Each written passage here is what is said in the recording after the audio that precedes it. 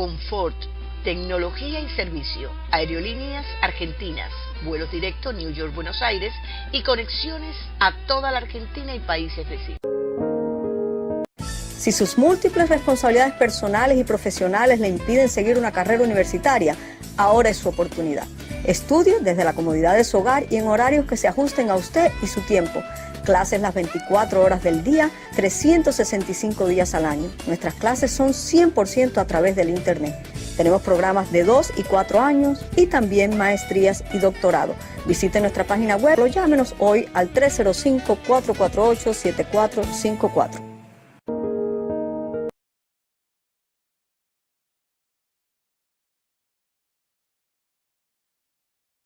A nombre de Américas le queremos dar una cordial bienvenida a la señora Cónsul General de Colombia, nuestra Marta Jaramillo. Por favor, un aplauso para ella. El señor Gonzalo Jaramillo, muchas gracias, muy amable, y una de las funcionarias del consulado que nos está acompañando, muchas gracias. Laura Correa. Espero, doña Laura Correa. Nora. Espero que nos estén ayudando a firmar el libro que el consulado muy amablemente nos está compartiendo aquí para incluirlo en esas memorias a Colombia. También reconocer acá a la hacienda Lourdes Cosio de la oficina de Mario de Conquista Mario Díaz Valar, muchas gracias. Don Alfredo Enrique Ortega de la oficina del alcalde de Memoria, muchas gracias Alfredo por estar por acá. Amigos periodistas y amigos, también a Agustín Rongani que está aquí con el diario.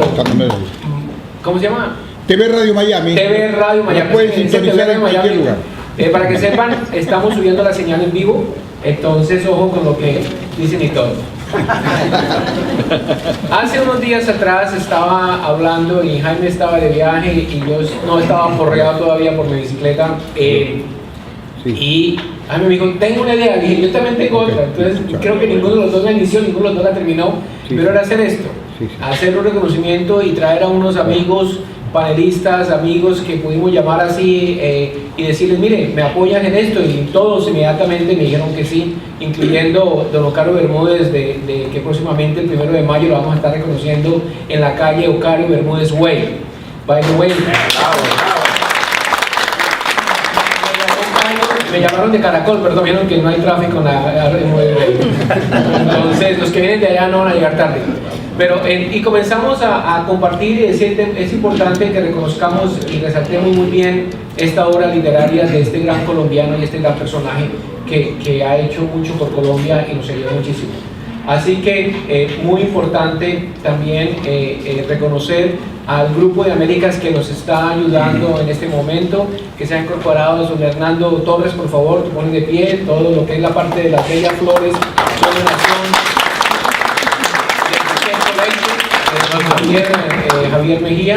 Javier Mesa, perdón, y todo el staff de Américas, los estudiantes que vienen de Colombia. Allá está Osmari, está Carolina, está Carla, está Michael, ¿dónde está Michael, que es el técnico aquí hoy? Son estudiantes colombianos que están haciendo aquí pasantías, Michael y Carla, y están por ahí tomando fotos y todos. A los medios de la prensa, muchas gracias. Yo sé que la intención del día de hoy es poder compartir un poco con ustedes el impacto que tuvo en la vida de nosotros este gran caballero.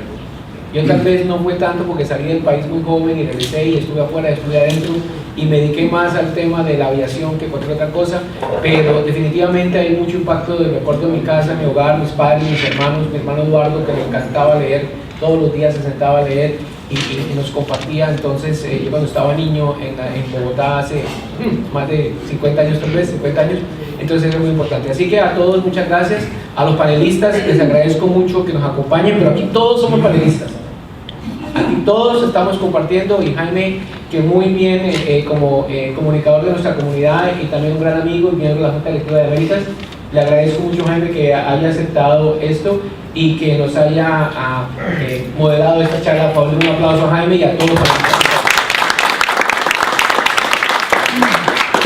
Y ahora quiero, por favor, presentar a nuestra señora cónsul, que nos dé unas palabras, por favor. Gracias.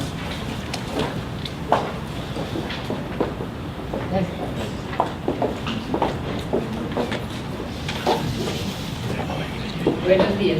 Buenos días. Primero quiero agradecer por esta invitación para ser parte a este gran homenaje.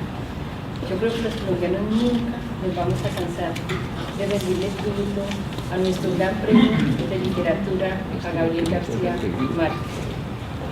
Hoy estamos aquí para darle las gracias por toda la gloria que le ha dado a Colombia, por toda la gloria que nos ha dado a nosotros los colombianos a través de su escritura, por esa ilusión mágica que nos hace soñar a través de las palabras. Yo recuerdo que yo era muy joven y en unas vacaciones mi padre, que es un gran lector, me dijo: Marta, ven a oír esto, y me sentó y me lo leyó en voz alta, 100 años de soledad. Paraba y me decía: qué maravilla, qué narrativa, hacía los comentarios y volvía a empezar.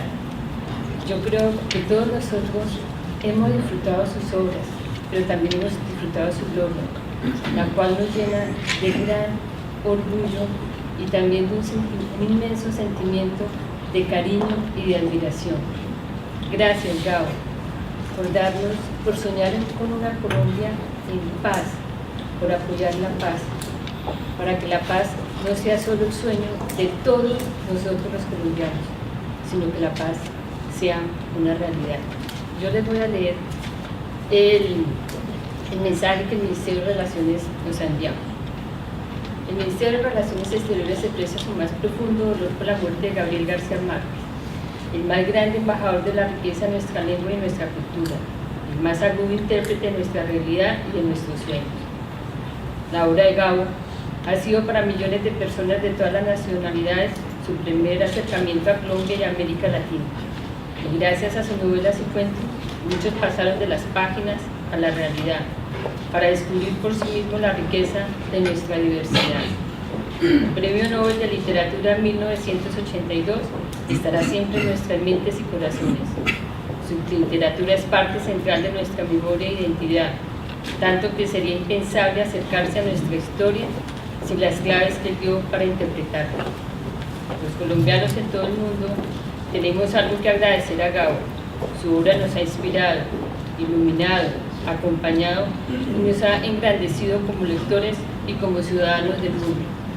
En su memoria, todo nuestro compromiso para contribuir día tras día a hacer posible que Colombia alcance la paz que él siempre soñó para todos nosotros y para toda América Latina.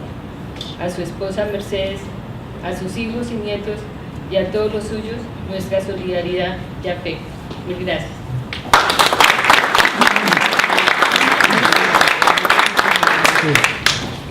Muchas gracias, señora cónsul. Bueno, vamos a comenzar. Y antes de comenzar, yo quería hacer un par de mociones de orden. La idea de tener un grupo de panelistas aquí no es nada diferente de organizar un poco la discusión, de inspirarnos un poco con la experiencia frente a los textos de García Márquez, a las obras de García Márquez, de estos 5 personajes que hemos invitado hoy.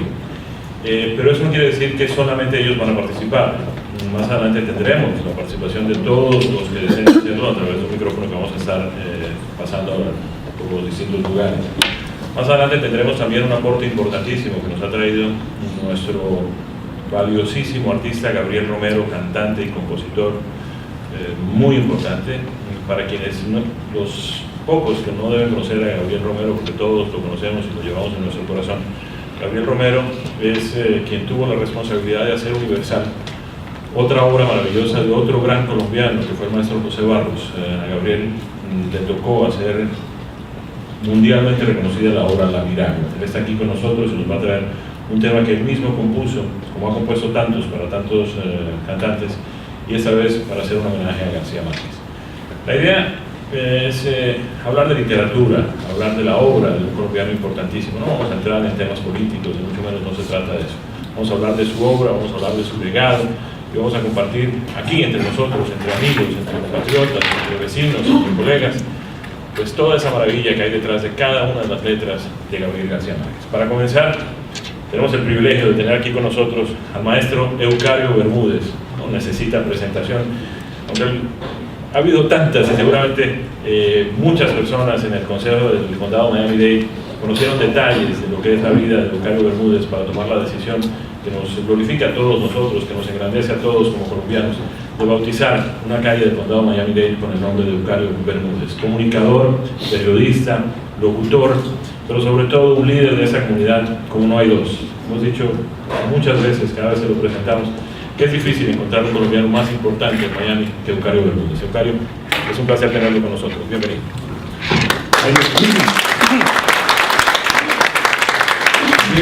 Jaime siempre se excede en generosidad o cuando habla de este modesto comunicador. Hasta la voz se me daña un poco de la emoción que me producen sus palabras. Estoy muy honrado por la invitación que me han hecho Fabio Andrade y Jaime para tomar parte en este panel con semejante cartel. Y pues me tocó pasar el primer susto de la mañana abriendo el foro, de manera que mi cordial saludo a todos ustedes, mi agradecimiento eterno por esas muestras de simpatía que siempre mantienen conmigo en esta comunidad. Lo de la calle es un homenaje muy grande que yo siempre he dicho que acepto en nombre del periodismo colombiano y de la comunidad colombiana en el sur de la Florida. Ahora estábamos hablando de la calle Eucario Bermúdez Way y que alguien decía que había que llegar a la 40 calle con la 110 avenida y hacer una derecha. Y yo les decía que ahora me llaman Eucario, hola güey. Bueno, muchísimas gracias. Y con todo respeto, yo no tuve la feliz oportunidad de conocer a Gabo, pero como si lo hubiera conocido, porque estaba en la mesa de trabajo en Caracol por mucho tiempo con Juan Gozaín, que sí era un amigo muy cercano de Gabo, y hablaba todos los días de Gabo. Voy a almorzar con Gabo, voy a desayunar con Gabo, porque Gabo estaba en El Espectador en esos días escribiendo. De manera que guardo una profunda admiración y respeto, desde luego, como todos los colombianos, por Gabriel García Márquez, que yo creo que es la personalidad más grande a nivel mundial que ha dado nuestro país. Y con todo respeto por la memoria de Gabo, y mientras vuelan estas mariposas amarillas de Macondo, mi modesto aporte a este foro, que espero tenga el olor de la guayaba, que sea como deshojar las miles de páginas de sus obras y caminar disfrutando el ruido sutil que produce el caminar descalzo sobre la hojarasca. De ahora en adelante serán 100 años de soledad y mucho tiempo más para la literatura del mundo. No volveremos a saber de ese amor que nos enseñó en el amor en los tiempos del cólera, ni mucho menos del amor y otros demonios. Dice un periodista amigo que Gabo tiene una ventaja sobre muchos que se van. Ellos nos dejan buenos recuerdos, pero Gabo permanecerá vivo a través de sus obras. Y yo tengo un documento histórico, estuve buscando muchos escritos sobre Gabriel, que son volúmenes, y encontré un documento histórico que me emociona compartir en esta mañana. Es una de las cartas que escribió Gabriel a su entrañable amigo, el escritor Plinio Apuleyo Mendoza, y que él publica en su libro Gabo, Cartas y Recuerdos, junto a otras 10 cartas inéditas de Gabriel. En esta carta, Gabo le cuenta a su amigo cómo nació su obra cumbre. La fecha de la carta es 22 de julio de 1967. Voy a leer con todo respeto esta que es una verdadera lección, una lección magistral de cómo escribir. Esto le decía Gabo a Plinio: compadre, me ha dado una gran alegría lo que me dices del capítulo de 100 años de soledad, por eso lo publiqué. Cuando regresé a Colombia y leí lo que llevaba escrito, tuve de pronto la desmoralizante impresión de estar metido en una aventura que lo mismo podría ser afortunada que catastrófica. Para saber cómo lo veían otros ojos, le mandé entonces el capítulo a Guillermo Cano y convoqué aquí a la gente más exigente, experta y franca, y les leí otro. El resultado fue formidable, sobre todo porque el capítulo leído era el más peligroso: la subida al cielo en cuerpo y alma de Remedio Buendía. Ya con estos indicios de que no andaba descarrilado, seguí adelante. Ya les puse punto final a los originales, pero me queda por delante un mes de trabajo duro con mecanógrafa que está perdida en un párrafo de notas marginales, anexos en el revés de la cuartilla, remiendos con cinta pegante, diálogos en esparadrapo y llamadas de atención en todos los colores para que no se enrede en 4 abigarradas generaciones de José Arcadios y Aurelianos. Es una maravilla de carta el tipo contando cómo estaba escribiendo 100 años de soledad. Y dice Gabo, mi principal problema no era solo mantener el nivel del primer capítulo, sino subirlo todavía más en el final, cosa que creo haber conseguido, pues la propia novela me fue enseñando a escribirla en el camino. Otro problema era el tono. Había que contar las barbaridades de las abuelas, con sus arcaísmos, localismos, circunloquios e idiotismos, pero también con su lirismo natural y espontáneo y su patética seriedad de documento histórico. Mi antiguo y frustrado deseo de escribir un larguísimo poema de la vida cotidiana, la novela donde ocurriera todo, de que tanto hablé, está a punto de cumplirse. Ojalá no me haya equivocado. Estoy tratando de contestar con estos párrafos y sin ninguna modestia a tu pregunta de cómo armo mis mamotretos. Y dice Gabo, en realidad 100 años de soledad fue la primera novela que traté de escribir a los 17 años y con el título de La Casa, y que abandoné al poco tiempo porque me quedaba demasiado grande. Desde entonces no dejé de pensar en ella, de tratar de verla mentalmente, de buscar la forma más eficaz de contarla. Y puedo decirte que el primer párrafo no tiene una coma más ni una coma menos que el primer párrafo escrito hace 20 años. Saco de todo esto la conclusión de que cuando uno tiene un asunto que lo persigue, se le va armando solo en la cabeza durante mucho tiempo. Y el día que revienta hay que sentarse a la máquina o se corre el riesgo de ahorcar a la esposa.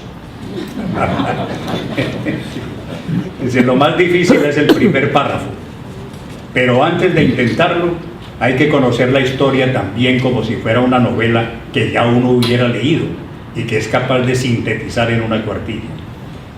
No se me haría raro que durara 1 año en el primer párrafo y 3 meses en el resto, porque el arranque te da a ti mismo la totalidad del tono, del estilo y hasta de la posibilidad de calcular la longitud exacta del libro.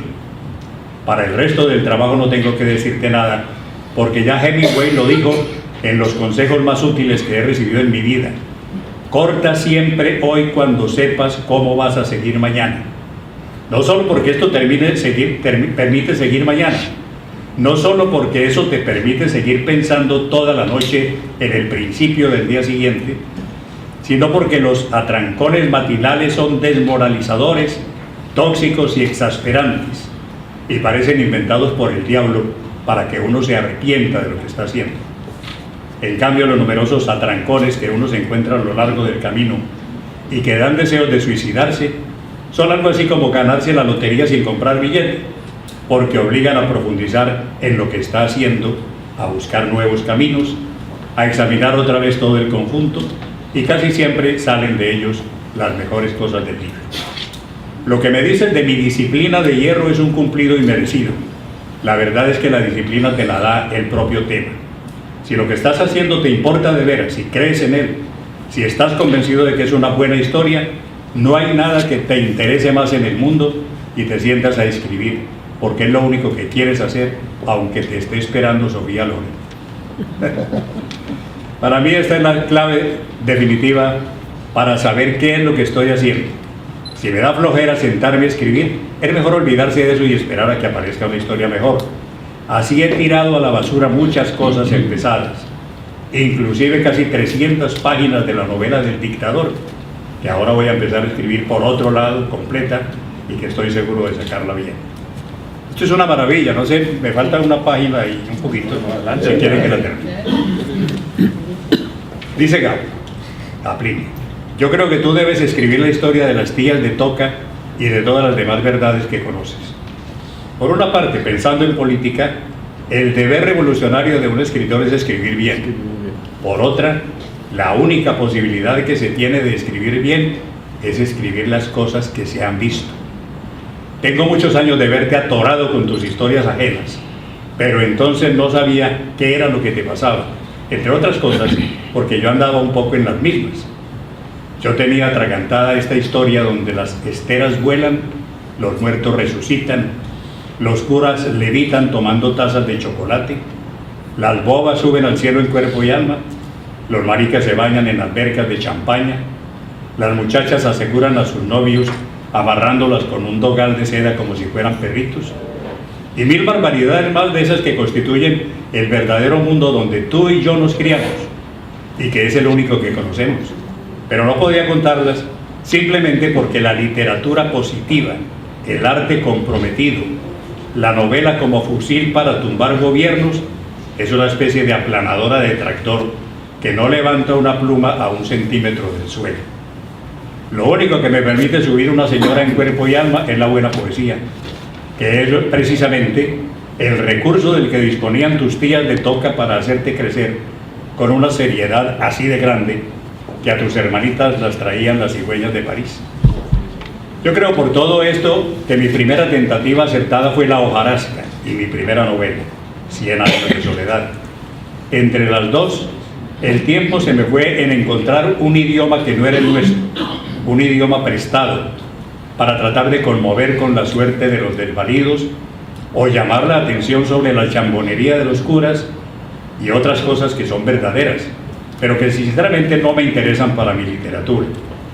No es completamente casual que 5 o 6 escritores de distintos países latinoamericanos nos encontremos de pronto ahora escribiendo en cierto modo todos separados de una misma novela, liberados de cinturones de castidad, de corsés doctrinarios y atrapando al vuelo las verdades que nos andaban rondando y a las cuales les teníamos miedo. Por una parte porque nos regañaban los camaradas y por otra parte porque los gallegos, los Rivera, los Icaza las habían manoseado mal y las habían malgastado y prostituido. Esas verdades a las cuales vamos a encontrar ahora de frente, y tú también, son el sentimentalismo, la truculencia, el melodramatismo, las supersticiones, la mojigatería, la retórica delirante, pero también la buena poesía y el sentido del humor que constituyen nuestra vida de todos los días. Un gran abrazo, Gau.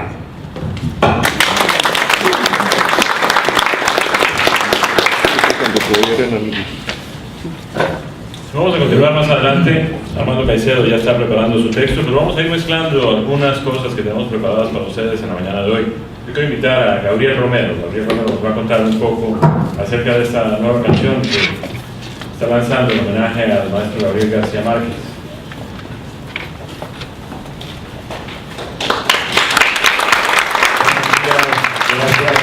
A él lo llaman Gabriel Rumba Romero. Eso dice usted, caballero.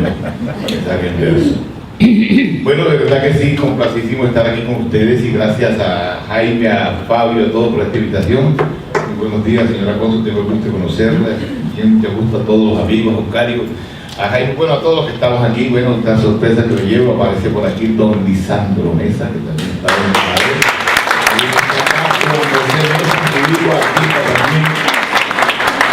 Ese es el rey de los palmitos.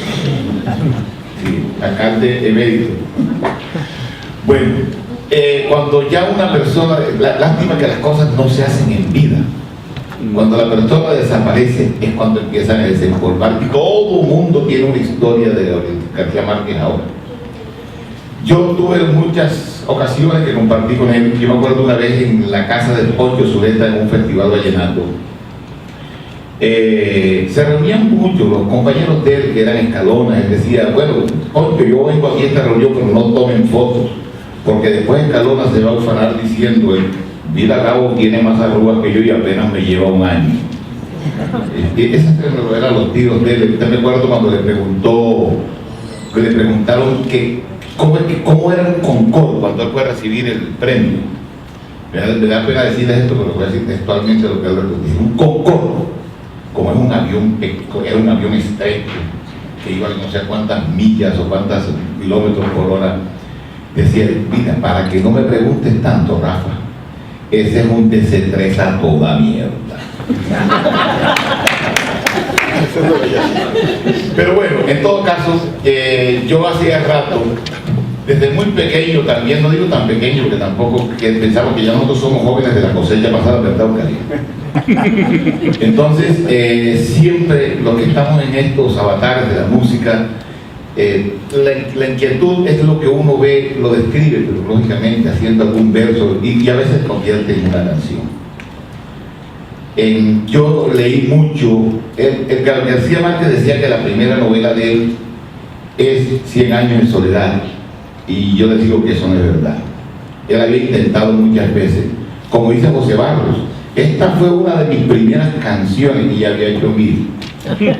Pero está seguro, siempre ponen la canción estrella de cada compositor. Yo no puedo decir cuáles son de las mías, yo he escrito por ahí 400 canciones, pero yo no puedo decir entre ellas cuál es la mejor.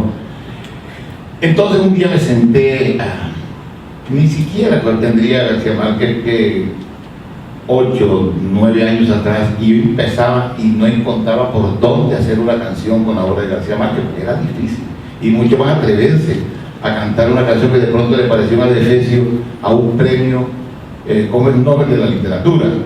Si yo le dijera, hombre, si el tipo es el premio Nobel de la Química, de la Ingeniería, cualquier cosa, algo así, pero el de la literatura, entonces yo decía, este hombre, pues, además voy a atrever, y además otra cosa, pues, escribir no es pecado cuando se dice con el corazón. Y entre ellas, yo no quiero alargarme mucho, sino que narro más o menos cómo se inicia 100 años de soledad. Dice, cuentan los viejos cantores que un pueblo, porque dicen que por la mañana no cantan sino los pájaros. Dice, cuentan los viejos cantores que un pueblo olvidado se volvió leyenda, donde volando han pasado, no obstante aquel tiempo nos deja de herencia, la fantasía se hizo realidad. Son tan genial los recuerdos, me asombro. Voy caminando y me pongo a pensar dónde pudo quedar el corazón de Macondo. El corazón de Macondo. Bueno, ahí sigue el coro. Después ahí empiezo a describir lo que parecía que el texto que estaba leyendo Eucario. Yo estaba preocupado porque van a pensar que esto lo copié de ahí.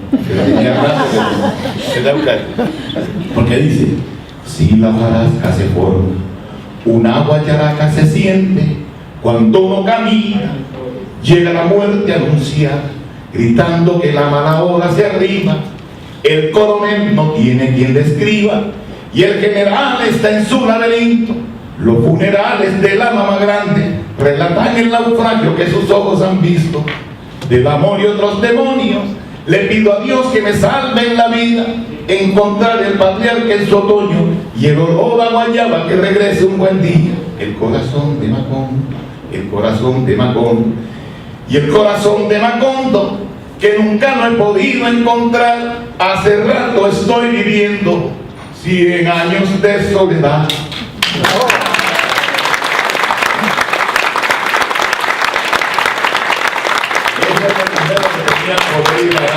Este es un verso con rima. De todas maneras, muchísimas gracias por la invitación, y ese era lo poquito que está. Estamos tratando de hacer la comunicación y ahí seguiremos intentando, seguiremos insistiendo. Vamos a continuar con Armando Caicedo. Armando está exiliado entre nosotros hace 15 años. Tiene más de 40 años de experiencia en el oficio de escribir. Desde hace 14 años produce todas las semanas un paquete de humor editorial que se distribuye a diferentes periódicos en español en Estados Unidos. Sirve a más de 750,000 lectores cada semana con sus columnas de sátira política y sus apuntes como editorialista gráfico. Armando Caicedo pertenece a la Association of American Editorial Cartoonists, conocida también como AAS, y a la National Association of Hispanic Journalists, la NAHJ.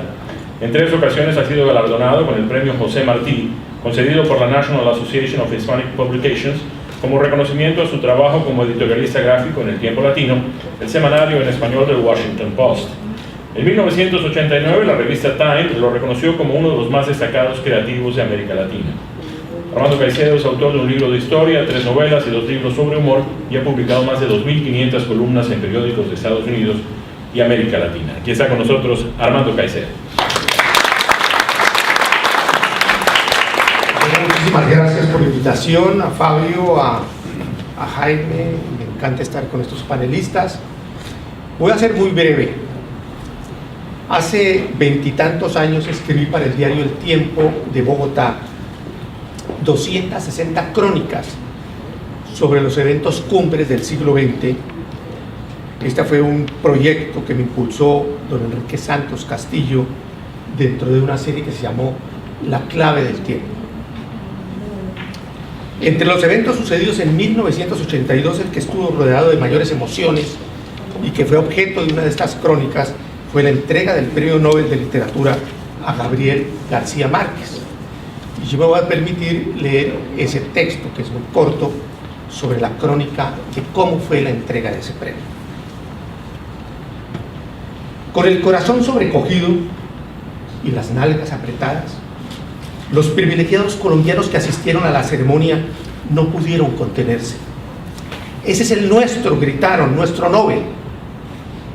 Los galardonados marcharon lentos a los acordes de la entrada festiva para órgano y flauta de Flor Peters con 5 minutos de retardo, pero no por culpa de nuestro Nobel, sino por culpa del rey Carlos XVI Gustavo de Suecia, porque aún a ellos, los puntuales nórdicos, se les atrasan sus monarcas enredados entre el tráfico de la ciudad. Pero si el rey tardó 5 minutos en llegar, Gabo demoró 30 años. 30 años después de que la Asociación de Periodistas de Colombia lo premiara en 1953 por su cuento En este pueblo no hay ladrones. Y 15 transcurridos desde que la editorial suramericana de Buenos Aires le publicara por primera vez 100 años de soledad. Así hizo su entrada a la sala del Palacio de Conciertos de Estocolmo el más conocido de los 16 hijos del telegrafista de Aracataca, el cronista de chismes y enredos del Espectador, el maluco, como lo llamaron al comienzo de los 40 sus compañeros del Grupo de Barranquilla, García, como le decían en la redacción del Heraldo, Gabo, como se le conoce en lenguaje coloquial, y en fin, el alquimista de las palabras que logró darle dimensión sacrosanta a la expresión mamar gallo. Son las 4:40 de la tarde de este viernes 10 de diciembre de 1982 y en la helada Estocolmo ya anocheció. 8 horas antes, en comunicación telefónica con Bogotá, Gabriel García Márquez exclamó: presidente, estoy vestido de gloria.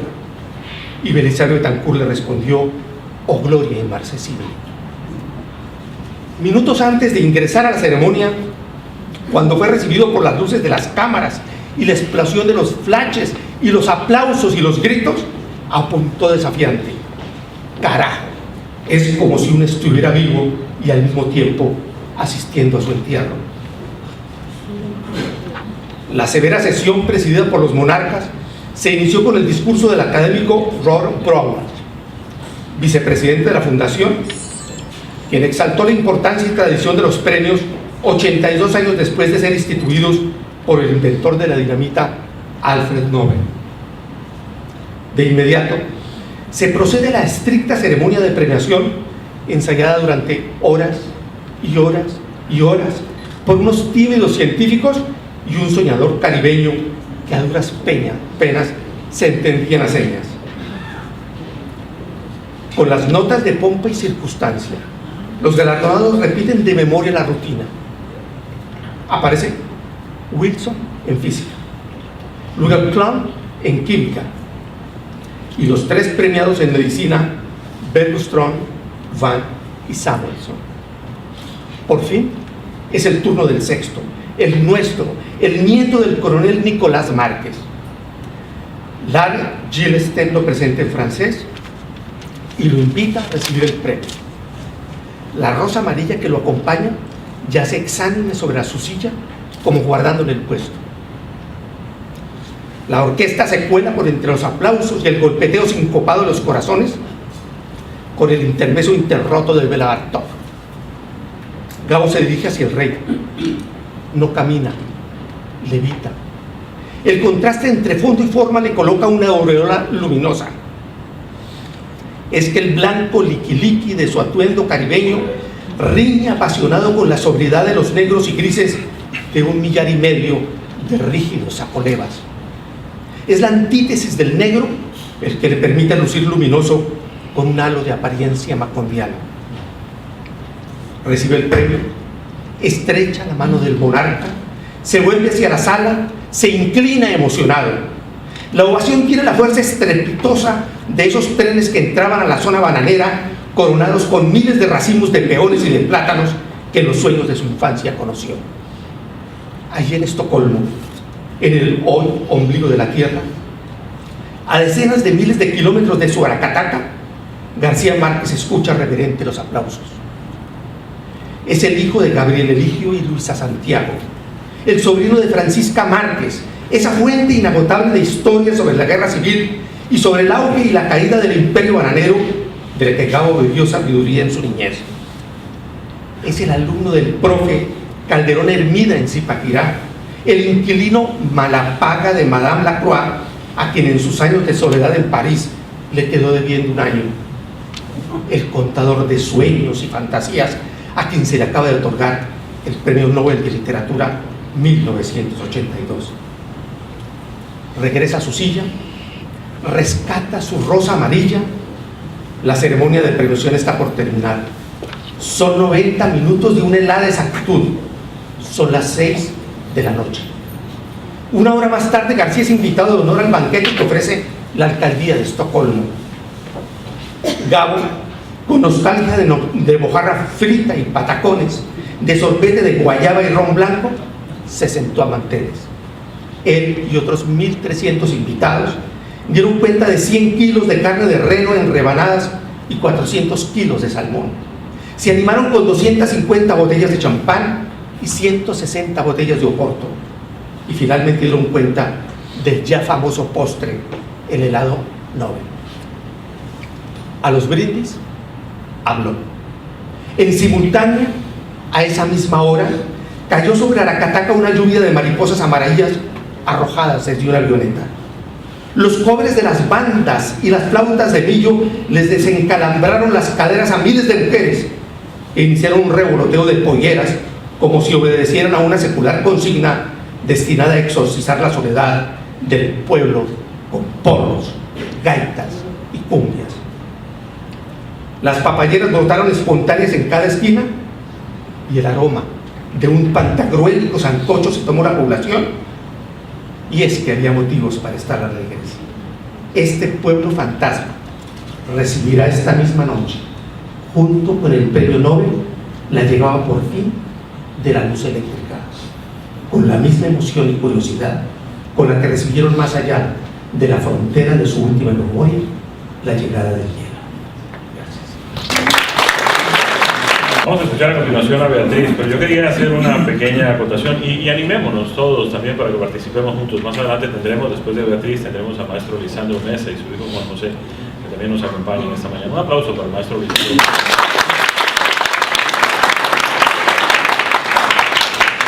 Habíamos quedado con el periodista Juan Rosarín de hacer un contacto telefónico esta mañana. Acabo de comunicarme con su jefe de seguridad que me dice que acaba de entrar al centro de convenciones de Cartagena para hacer una conferencia. Pero ya que mencionaste el tema de la luz eléctrica en Aracataca, Juan cuenta la historia de que cuando le dieron el premio Nobel a García Márquez, para esa época él trabajaba con Caracol y desde la cabina de Caracol empezaron a llamar a la mamá de García Márquez, a la señora Luisa Santiago Márquez de García, y no encontraban la manera de que se comunicara. El teléfono estaba ocupado permanentemente, pero él se acordó que había unos amigos que vivían ahí en Manga frente a la casa de ella y les pidió que por favor fueran y la llamaran, y ella vino pues al teléfono, pasó al teléfono y dijo: ay, mijo, estoy muy contenta, yo no sé exactamente qué significa todo esto, pero estoy muy contenta. Y hace su entrevista y al final le dice: doña Luisa Santiago, ¿y usted para qué cree que sirve el premio Nobel? Y ella termina diciéndole: ay, mijo, ojalá sirva para que me arreglen el teléfono. Beatriz Mendoza es una importantísima colega nuestra que ahora está al frente de las páginas de vida social del diario Las Américas. Beatriz, bienvenida. Bueno, ante todo, muchas gracias por la invitación. muy complacida de estar con estos panelistas. Yo quise traer el día de hoy un cuento de García Márquez porque me pareció importante que se escuche su voz y sobre todo sus cuentos. Estamos muy familiarizados con la obra de 100 años de soledad, pero creo que García Márquez es un maestro del cuento y retrata muy bien lo que es nuestra sociedad, la cultura costeña. El cuento que les traje hoy se titula El ahogado más hermoso del mundo. Los primeros niños que vieron el promontorio oscuro y sigiloso que se acercaba por el mar se hicieron la ilusión de que era un barco enemigo. Después vieron que no llevaba banderas ni arboladura y pensaron que fuera una ballena. Pero cuando quedó varado en la playa, le quitaron los matorrales de sargazos, los filamentos de medusas y los restos de cardúmenes y naufragios que llevaba encima, y solo entonces descubrieron que era un ahogado. Habían jugado con él toda la tarde, enterrándolo y desenterrándolo en la arena, cuando alguien los vio por casualidad y dio la voz de alarma en el pueblo. Los hombres que lo cargaron hasta la casa más próxima notaron que pesaba más que todos los muertos conocidos, casi tanto como un caballo, y se dijeron que tal vez había estado demasiado tiempo a la deriva y el agua se le había metido dentro de los huesos. Cuando lo tendieron en el suelo, vieron que había sido mucho más grande que todos los hombres, pues apenas si cabía en la casa, pero pensaron que tal vez la facultad de seguir creciendo después de la muerte estaba en la naturaleza de ciertos ahogados. Tenía el olor del mar, y solo la forma permitía suponer que era el cadáver de un ser humano, porque su piel estaba revestida de una coraza de rémora y de lodo. No tuvieron que limpiarle la cara para saber que era un muerto ajeno. El pueblo tenía apenas unas 20 casas de tablas, con patios de piedras sin flores, desperdigadas en el extremo de un cabo desértico. La tierra era tan escasa que las madres andaban siempre con el temor de que el viento se llevara a los niños y a los muertos que les habían causado y a los muertos que les iban causando los años que tenían que tirarlos en los acantilados. Pero el mar era manso y pródigo y todos los hombres cabían en 7 botes. Así que cuando se encontraron el ahogado, les bastó con mirarse los unos a los otros para darse cuenta de que estaban completos. Aquella noche no salieron a trabajar en el mar. Mientras los hombres averiguaban si no faltaba alguien en los pueblos vecinos, las mujeres se quedaron cuidando al ahogado. Le quitaron el lodo con tapones de esparto, le desenredaron del cabello los abrojos submarinos y le rasparon la rémora con fierros de descamar pescados. A medida que lo hacían, notaron que su vegetación era de océanos remotos y de aguas profundas y que sus ropas estaban en piltrafas como si hubiera navegado por entre laberintos de corales. Notaron también que sobrellevaba la muerte con altivez, pues no tenía el semblante solitario de los otros ahogados del mar, ni tampoco la catadura sórdida y menesteroso de los ahogados fluviales. Pero solamente cuando acabaron de limpiarlo, tuvieron conciencia de la clase de hombre que era, y entonces se quedaron sin aliento. No solo era el más alto, el más fuerte, el más viril y el mejor armado que habían visto jamás, sino que todavía cuando lo estaban viendo no les cabía en la imaginación. No encontraron en el pueblo una cama bastante grande para atenderlo, ni una mesa bastante sólida para velarlo.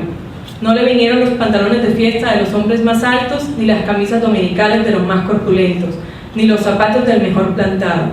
Fascinadas por su desproporción y su hermosura, las mujeres decidieron entonces hacerle unos pantalones con un pedazo de vela cangreja y una camisa de bramante de novia para que pudiera continuar su muerte con dignidad. Mientras cosían sentadas en círculo, contemplando el cadáver entre puntada y puntada, les parecía que el viento no había sido nunca tan tenaz, ni el Caribe había estado nunca tan ansioso como aquella noche, y suponían que esos cambios tenían algo que ver con el muerto. Pensaban que si aquel hombre magnífico hubiera vivido en el pueblo, su casa habría tenido las puertas más anchas, el techo más alto y el piso más firme, y el bastidor de su cama habría sido de cuadernas maestras con pernos de hierro, y su mujer habría sido la más feliz. Pensaban que habría tenido tanta autoridad que hubiera sacado los peces del mar con solo llamarlos por sus nombres, y habría puesto tanto empeño en el trabajo que hubiera hecho brotar manantiales de entre las piedras más áridas y hubiera podido sembrar flores en los acantilados. Lo compararon en secreto con sus propios hombres, pensando que no serían capaces de hacer en toda una vida lo que aquel era capaz de hacer en una noche, y terminaron por repudiarlos en el fondo de sus corazones como los seres más escuálidos y mezquinos de la tierra. Andaban extraviadas por esos dédalos de fantasía, cuando la más vieja de todas las mujeres, por ser la más vieja, había contemplado al ahogado con menos pasión que compasión. Suspiró. Tiene cara de llamarse Esteban. Era verdad. A la mayoría le bastó con mirarlo otra vez para comprender que no podía tener otro nombre. Las más porfiadas, que eran las más jóvenes, se mantuvieron con la ilusión de que al ponerle la ropa, tendido entre flores y con unos zapatos de charol, pudiera llamarse Lautaro. Pero fue una ilusión vana. El lienzo resultó escaso. Los pantalones mal cortados y peor cosidos le quedaron estrechos, y las fuerzas ocultas de su corazón hacían saltar los botones de la camisa. Después de la medianoche se adelgazaron los silbidos del viento y el mar cayó en el sopor del miércoles. El silencio acabó con las últimas dudas. Era Esteban. Las mujeres que lo habían vestido, las que lo habían peinado, las que le habían cortado las uñas y raspado la barba, no pudieron reprimir un estremecimiento de compasión cuando tuvieron que resignarse a dejarlo tirado por los suelos. Fue entonces cuando comprendieron cuánto debió haber sido de infeliz con aquel cuerpo descomunal, si hasta después de muerto le estorbaba. Lo vieron condenado en vida a pasar en medio de lado por las puertas, a descalabrarse con los travesaños, a permanecer de pie en las visitas sin saber qué hacer con sus tiernas y rosadas manos de buey de mar, mientras la dueña de casa buscaba la silla más resistente y le suplicaba muerta de miedo: siéntese aquí, Esteban, hágame el favor. Y él, recostado contra las paredes, sonriendo: no se preocupe, señora, así estoy bien, con los talones en carne vivas y las espaldas escaldadas de tanto repetir lo mismo en todas las visitas. No se preocupe, señora, así estoy bien. Solo para no pasar vergüenza de desbaratar la silla, y acaso sin haber sabido nunca que quienes le decían: no te vayas, Esteban, espérate siquiera hasta que sirva el café, eran los mismos que después susurraban: ya se fue el bobo grande, qué bueno, ya se fue el tonto hermoso. Esto pensaban las mujeres frente al cadáver un poco antes del amanecer. Más tarde, cuando le taparon la cara con un pañuelo para que no le molestara la luz, lo vieron tan muerto para siempre, tan indefenso, tan parecido a sus hombres, que se les abrieron las primeras grietas de lágrimas en el corazón. Fue una de las más jóvenes la que empezó a sollozar. Las otras, asentándose entre sí, pasaron de los suspiros a los lamentos, y mientras más sollozaban, más deseos sentían de llorar, porque el ahogado se les iba volviendo cada vez más Esteban, hasta que lo lloraron tanto que fue el hombre más desvalido de la tierra, el más manso, el más servicial, el pobre Esteban. Así que cuando los hombres volvieron con la noticia de que el ahogado no era tampoco de los pueblos vecinos, ellas sintieron un vacío de júbilo entre las lágrimas. Bendito sea Dios, suspiraron, es nuestro. Los hombres creyeron que aquellos aspavientos no eran más que frivolidades de mujer. Cansados de las tortuosas averiguaciones de la noche, lo único que querían era quitarse de una vez el estorbo del intruso antes de que prendiera el sol bravo de aquel día árido y sin viento. Improvisaron unas angarillas con restos de trinquetes y botabarras y las amarraron en carlingas de altura para que resistieran el peso del cuerpo hasta los acantilados. Quisieron encadenarle a los tobillos un ancla de buque mercante para que fondeara sin tropiezos en los mares más profundos, donde los peces son ciegos y los buzos se mueren de nostalgia, de manera que las malas corrientes no fueran a devolverlo a la orilla como había sucedido con otros cuerpos. Pero mientras más se apresuraban, más cosas se les ocurrían a las mujeres para perder el tiempo. Andaban como gallinas asustadas picoteando amuletos de mar en los arcones, unas estorbando aquí porque querían ponerle al ahogado los escapularios del buen viento, otras estorbando allá para abrocharse una pulsera de orientación, y al cabo de tanto: quítate de ahí, mujer, ponte donde no estorbes, mira que casi me haces caer sobre el difunto. A los hombres se les subieron al hígado las suspicacias y empezaron a rezongar que con qué objeto tanta ferretería de altar mayor para un forastero, si por muchos estoperoles y calderetas que llevara encima se lo iban a masticar los tiburones. Pero ellas seguían tricotando sus reliquias de pacotilla, llevando y trayendo, tropezando, mientras se les iba en suspiros lo que no se les iba en lágrimas. Así que los hombres terminaron por despotricar de que cuando acá semejante alboroto por un muerto al garete, un ahogado de nadie, un fiambre de mierda. Una de las mujeres, mortificada por tanta insolencia, le quitó entonces al cadáver el pañuelo de la cara y también los hombres se quedaron sin aliento. Era Esteban. No hubo que repetirlo para que lo reconocieran. Si les hubieran dicho Sir Walter Raleigh, quizás hasta ellos se habrían impresionado con su acento de gringo, con su guacamayo en el hombro, con su arcabuz de matar caníbales, pero Esteban solamente podía ser uno en el mundo, y allí estaba tirado como un sábalo, sin botines, con unos pantalones de 7 mecino y esas uñas rocallosas que solo podían cortarse a cuchillo. Bastó con que le quitaran el pañuelo de la cara para darse cuenta de que estaba avergonzado, de que no tenía la culpa de ser tan grande, ni tan pesado, ni tan hermoso, y si hubiera sabido que aquello iba a suceder, habría buscado un lugar más discreto para ahogarse. En serio, me hubiera amarrado yo mismo una áncora de galón en el cuello y hubiera trastabillado como quien no quiere la cosa en los acantilados, para no andar ahora estorbando con este muerto de miércoles, como ustedes dicen, para no molestar a nadie con esta porquería de fiambre que no tiene nada que ver conmigo. Había tanta verdad en su modo de estar, que hasta los hombres más suspicaces, los que sentían amargas las minuciosas noches del mar, temiendo que sus mujeres se cansaran de soñar con ellos para soñar con los ahogados, hasta esos y otros más duros se estremecieron en los tuétanos con la sinceridad de Esteban. Fue así como le hicieron los funerales más espléndidos que podían concebirse para un ahogado expósito. Algunas mujeres que habían ido a buscar flores en los pueblos vecinos regresaron con otras que no creían lo que les contaban, y estas se fueron por más flores cuando vieron al muerto y llevaron más y más hasta que hubo tantas flores y tanta gente que apenas si se podía caminar. A última hora les dolió devolverlo huérfano a las aguas y le eligieron un padre y una madre entre los mejores, y otros se le hicieron hermanos, tíos y primos, así que a través de él todos los habitantes del pueblo terminaron por ser parientes entre sí. Algunos marineros que oyeron el llanto a distancia perdieron la certeza del rumbo, y se supo de uno que se hizo amarrar al palo mayor recordando antiguas fábulas de sirenas. Mientras se disputaban el privilegio de llevarlo en hombros por la pendiente escarpada de los acantilados, hombres y mujeres tuvieron conciencia por primera vez de la desolación de sus calles, la aridez de sus patios, la estrechez de sus sueños, frente al esplendor y la hermosura de su ahogado. Lo soltaron sin ancla para que volviera si quería y cuando lo quisiera, y todos retuvieron el aliento durante la fracción de siglos que demoró la caída del cuerpo hasta el abismo. No tuvieron necesidad de mirarse los unos a los otros para darse cuenta de que ya no estaban completos, ni volverían a estarlo jamás.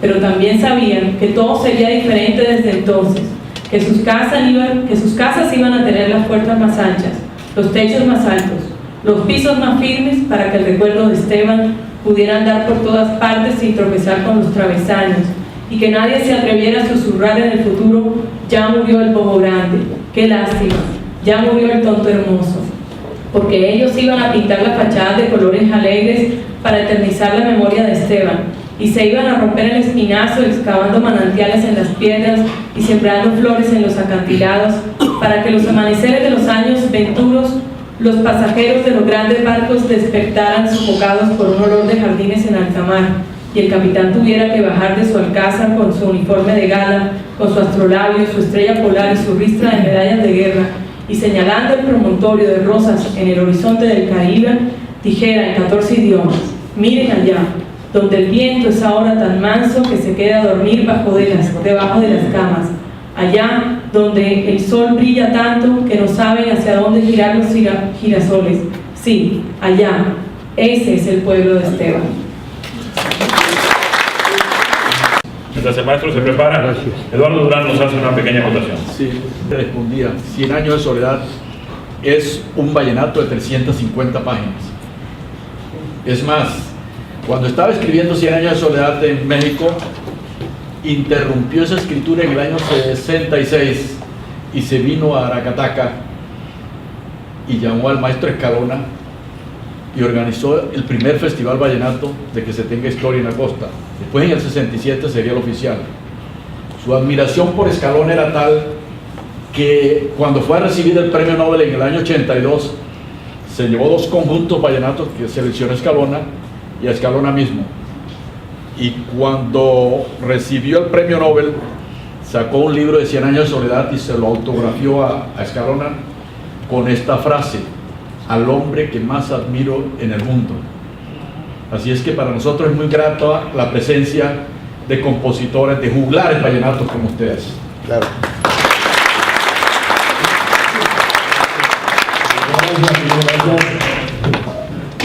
Buenos días, doctora cónsul Marta. Buenos días, coterráneo, igualmente a mi colega Gabriel Rumba Romero, mi hijo Juan José, y todos los presentes acá, Eucario Bermúdez, mi primer presentador en televisión que presentó a este servidor, el Lisandro Mesa, en un programa de Caracol en Bogotá. Muchas gracias, Eucario, me acuerdo. Siempre aquí. Y nos ha abandonado. Tú sabes que en Colombia te queremos mucho y siempre debes de visitarnos. Igualmente a todos ustedes, pues muchas gracias por... Esta es una casualidad. Y pasé por aquí y en homenaje a García Márquez. De García Márquez, pues tengo una canción que hice, Canción para una muerte anunciada. Desafortunadamente ya hace tantos días. A ver si me acuerdo un poquito, un trocito de eso que hice. En un pueblo muy lejano, a orilla de un río caudaloso, donde una historia de amor estremeció a quienes lo habitan, conocido como Santiago Lozar, como Ángela Vicario fueron sus protagonistas. Pasa el tiempo, bueno, eso lo digo, ¿verdad? Ahí comienza la canción. Es decir, todo lo que García Márquez dice en su novela, yo lo digo resumido en 5 minutos, exactamente igual.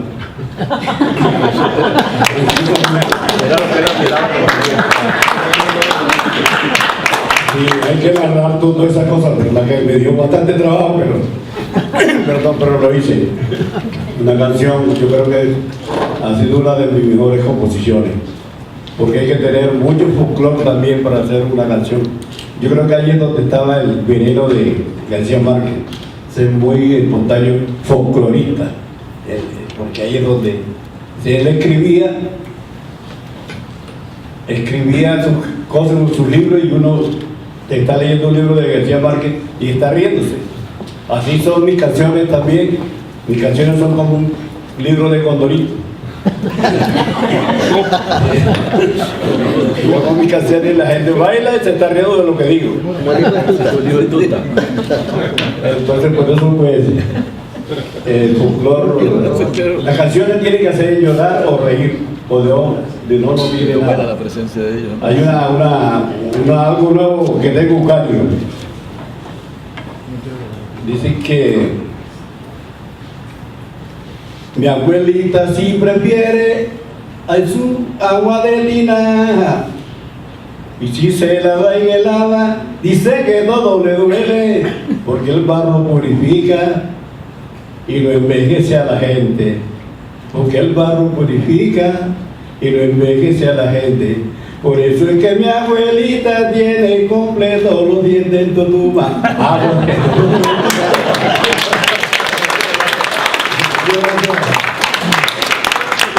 Gracias, maestro Lisandro Mesa. Bueno, ya lo escuchamos. Eduardo Durán es el librero más importante de nuestro sur de la Florida. Con mucho esfuerzo y con mucho trabajo, con mucha dedicación, mantiene viva esa costumbre de mantener un lugar donde uno puede ir a leer libros, a encontrar libros, a leer revistas, a ver periódicos en español. Yo digo que Eduardo es como nuestro sabio catalán de Macondo aquí en la ciudadanía. Y con mucho amor por los libros. Bueno, a riesgo de decir una blasfemia, como grandes críticos literarios han dicho que 100 años de soledad es la Biblia latinoamericana. Esto lo dice nada menos que Vargas Llosa en su libro García Márquez, Historia de un deicidio, que no se consigue hoy en día. Ayer, tratando de encontrar la clave de 100 años de soledad también en la Biblia, la ojeaba. Ya me está mirando aquí un empresario venezolano que me dijo que eso era blasfemia. hojeaba la Biblia y efectivamente pues, encontré el libro de Job. En el libro de Job hay un encuentro entre Jehová y Lucifer y Jehová haciendo ostentación de un hombre bueno, un hombre incondicional con Dios, que no se sometía a ninguna tentaciones de Lucifer. Y Lucifer le decía, sí, porque tú le das todo, tiene ganado, tiene esto, tiene lo otro, tiene buena familia, riquezas, esclavos, así cualquiera es agradecido. ¿Por qué no me lo sueltan para yo probarlo? Y así ocurre en el libro de Job, como las tentaciones que tiene Job, donde va perdiendo todo y nunca renuncia.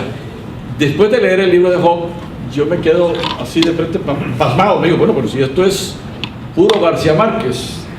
Ahí es donde el empresario venezolano que está aquí me dice, no, pero es que acuérdate que la Biblia la escribieron primero que 100 años de soledad. Y así fue. Y es que 100 años de soledad es en realidad la Biblia latinoamericana. Y es por estas razones.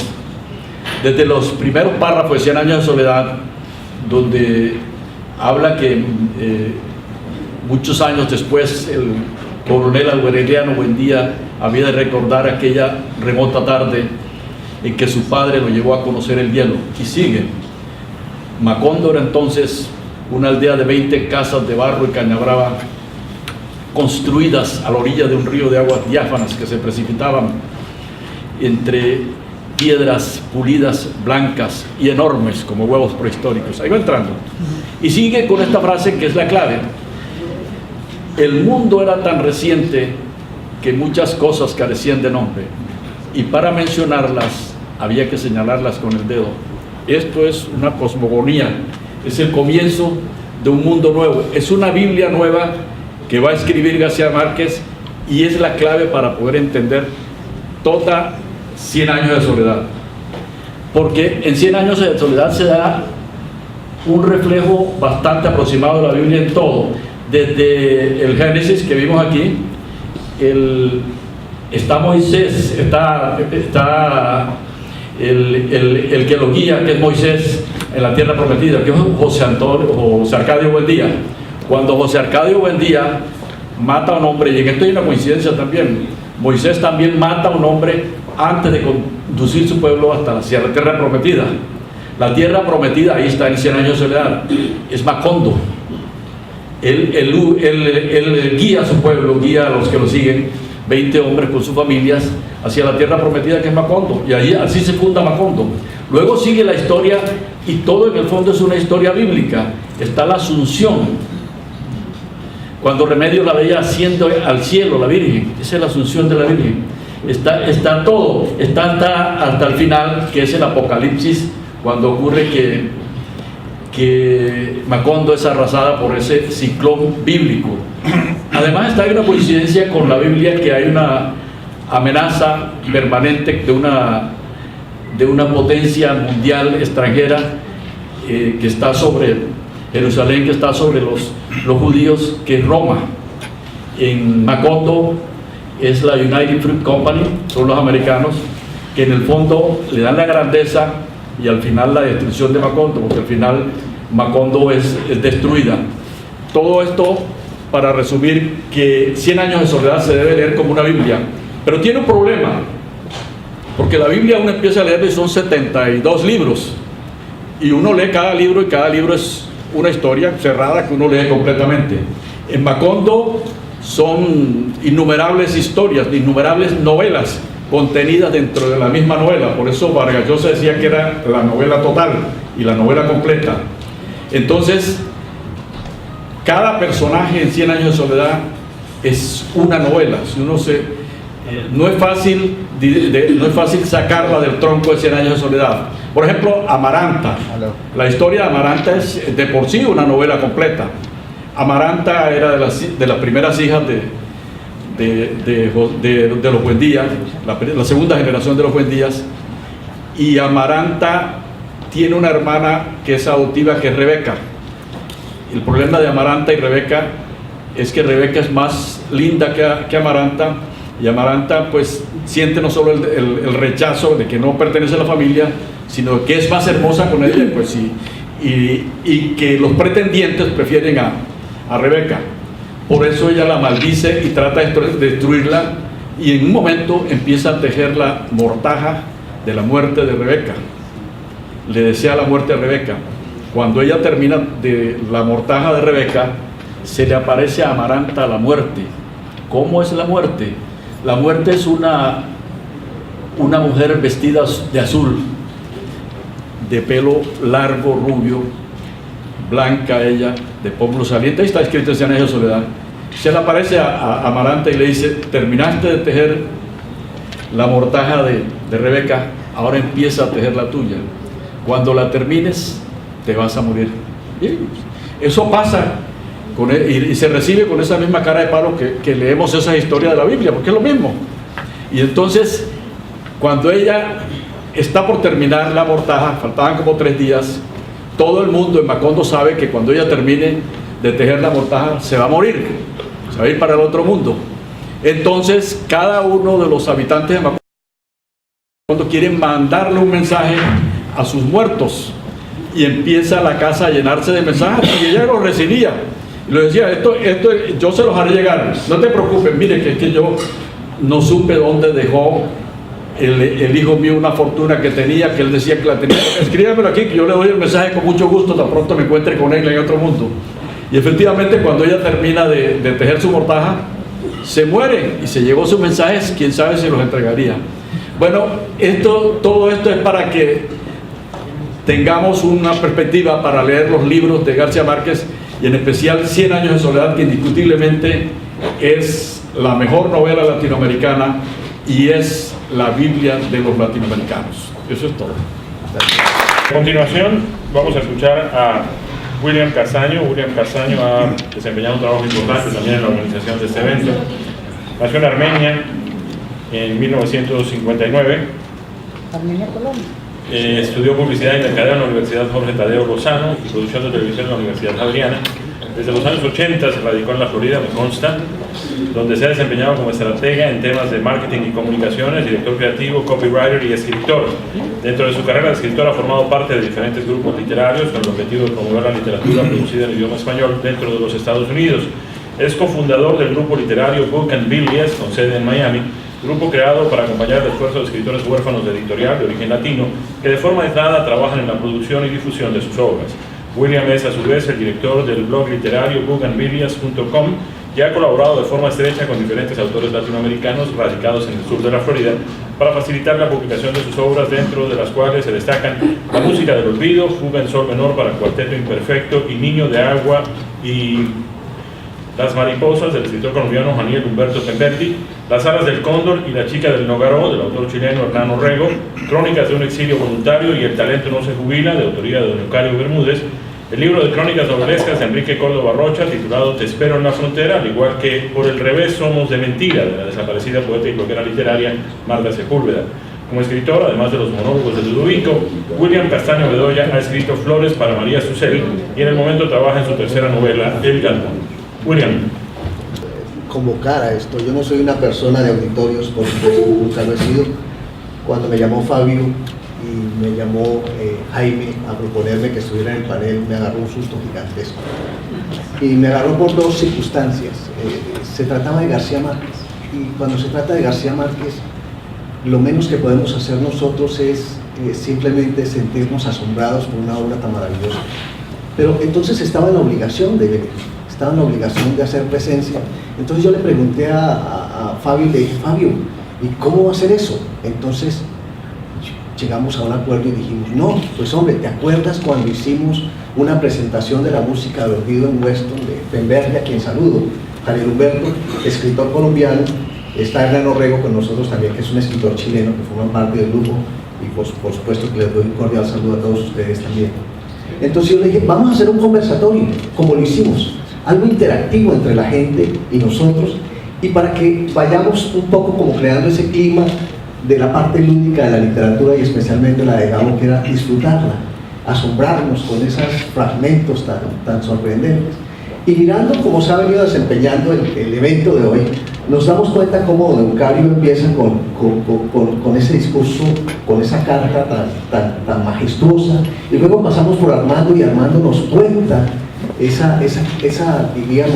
discurso, no, ese artículo tan importante que creo, recreamos un poco el tema del cuento, y nos venimos a hablar con el amigo Eduardo Durán, con quien, si ustedes se imaginaran cómo es estar uno de repente en la Feria del Libro de Guadalajara, digamos por allá después de las 7, 8 de la noche, cuando uno está rendido y los pies no le dan más de estar caminando, encontrarse en un hotel con Enrique Corro, Eduardo Durán, y ponerse a tomar un tequila, escuchar a estos personajes hablar de literatura, es donde uno dice, aquí es donde está la parte del libro.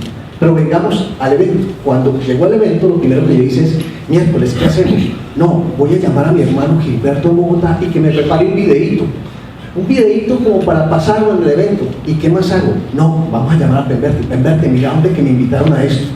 Entonces me dice, hombre, William, ¿por qué no te llevas algo de la obra inédita de Gabo, que es una obra que ustedes saben que no ha sido publicada aún, y que se llamaría En agosto nos vemos, y que seguramente se va a publicar? Y le hace algo y dije, ay carajo, pero es que es como pesado leer.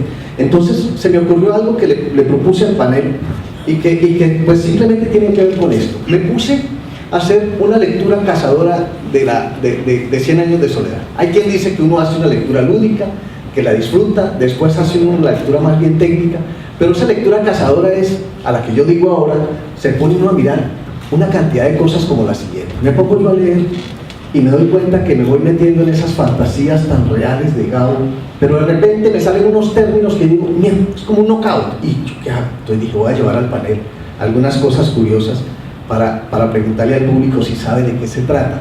Pero también me tomé el trabajo de ir a Google y mirar qué era, como para ilustrar un poco y hacer un poco la interactividad del mismo sitio. Si ustedes me permiten, tomé unas 10 o 20 palabras, pero al mismo tiempo, si el tiempo lo da, yo le pido a Jaime que me diga corta. Simplemente voy a leer unas cuantas que me encontré en el camino. Hay un trocito, digamos, hay un párrafo que dice: fue de casa en casa arrastrando unos lingotes metálicos, esto es de 100 años de soledad, y todo el mundo se espantó al ver que los calderos, las pailas, las tenazas y los anafes se caían de su sitio, y las maderas crujían, bla, bla, bla, bla. Ok, ¿ustedes saben qué quieren decir los anafes? Por favor, el que sepa, levante la mano, pero no diga. ¿Usted sabe qué es un anafe? Por favor, no me diga todavía. ¿Quién no sabe qué es un anafe? Yo les voy a leer la descripción de un anafe. Un anafe o un anafre era un hornillo fabricado en barro o en metal, pensado para contener las brasas o ascuas que calentaban la olla o la cazuela. García Márquez estaba hablando de un anafe. Un anafe es eso. Y era un anafe en los tiempos en que los gitanos pues estaban haciendo su trabajo, justamente en esto. Hay una segunda que también es interesante, que dice así: en marzo volvieron los gitanos, esta vez llevaban un catalejo y una lupa del tamaño. Le quiero hacer una pregunta al señor que dijo que sabía que era un anafe. ¿Sí estábamos de acuerdo que un anafe era una hornilla? Sí, por supuesto. Oh, qué bien. Ok, ¿qué es un catalejo? Un catalejo, y dice: en marzo volvieron los gitanos, esta vez llevaban un catalejo y una lupa de tamaño de un tambor que exhibieron como el último descubrimiento de los judíos en Ámsterdam, o de Ámsterdam. ¿Ustedes saben qué es un catalejo? Yo uso una palabra mucho más popular. Son los binóculos. Así de sencillo, ¿no? Entonces seguía yo en la investigación y llegaba, por ejemplo, a esto: no se dejó amedrentar por la desesperación de su mujer, que en un rapto de cólera le destrozó el astrolabio contra el suelo, construyó otro. Astrolabio es una palabra también, tal vez un poco popular, pero a veces cuando uno está leyendo dice: ¿y esta vaina qué es? ¿Sabes por qué? Porque estos son términos de la costa. Estos son muchos términos costeños, y los costeños tienen esa virtud de manejar sus propios lenguajes, de sus propias cosas, sus propios abolentos. Definitivamente astrolabio tiene que ver con esto. Es este aparatico. Y es un antiguo instrumento que permite determinar la posición de las estrellas sobre la bóveda celeste. Bueno, hay muchos más términos como estos. Vale la pena de todas maneras, si ustedes me permiten, y si alguien sabe qué es azogile, con Z.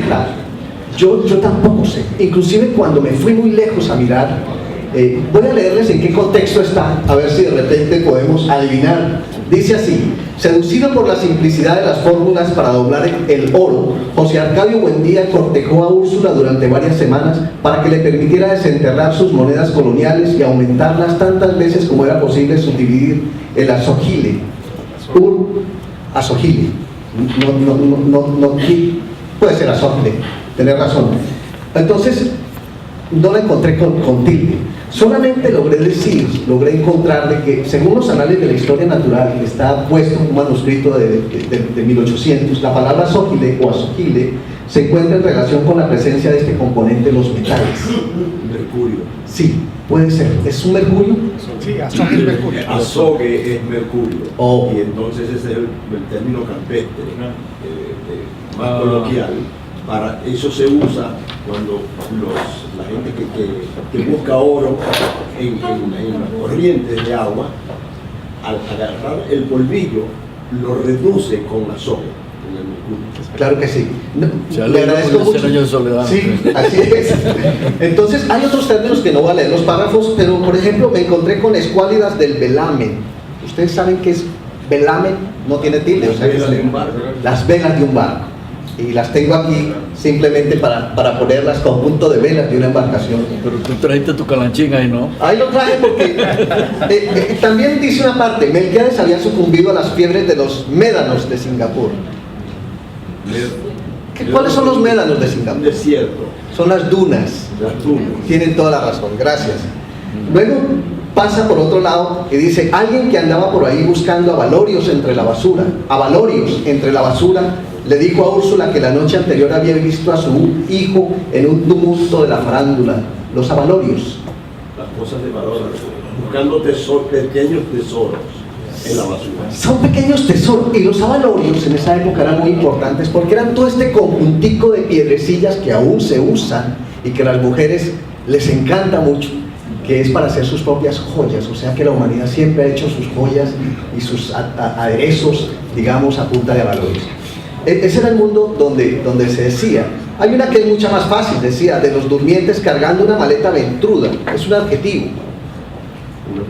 Ventruda, con B pequeña. De vientre, sí. Barrigona. ¿Así? Era de vientre. ¿Dejamos ahí? ¿Dejamos ahí o seguimos? Sí, no, dejamos así. Perfecto. Bueno, muchas gracias por invitarme a este panel. Muy amable.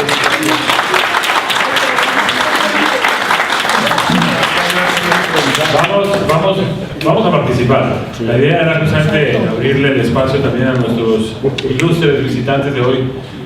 Vamos a empezar. Una calle y un ciclista estuvo a punto de atropellarlo. Y entonces un cura que pasaba por el lado le gritó: ¡cuidado! Y Gabo se detuvo y el ciclista se cayó. Y el cura le dijo: ¿se da cuenta el valor de la palabra?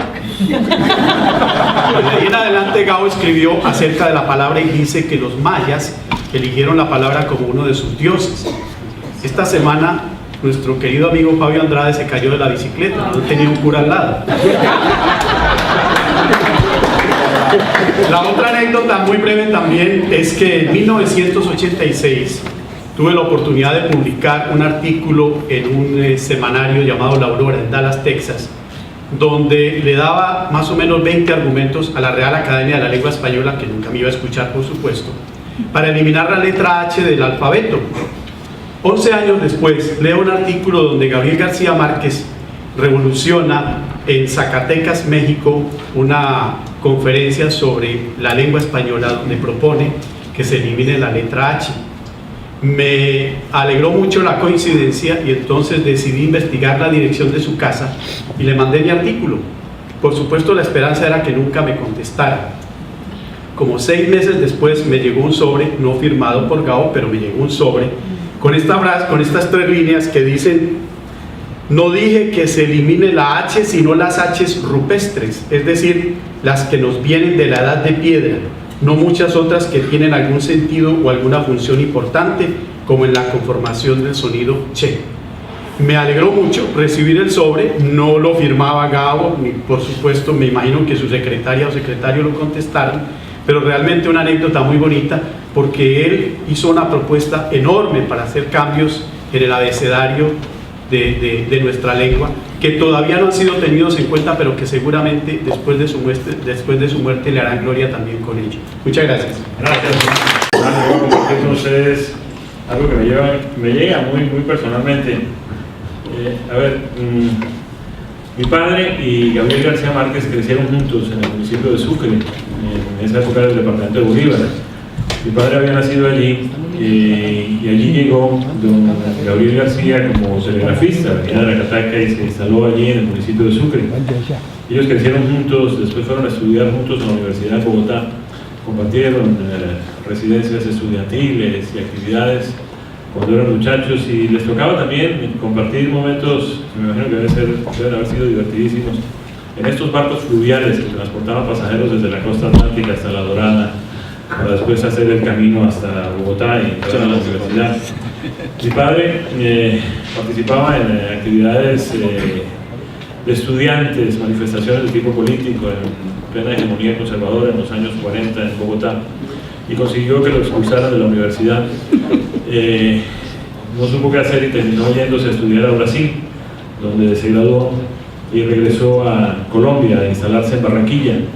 Cuando regresó a Barranquilla, Gabriel García Márquez era cronista del diario El Heraldo, y para recibirlo escribió la siguiente crónica que aparece publicada en el libro Textos Costeños, con el título HFA, que eran las iniciales de mi padre.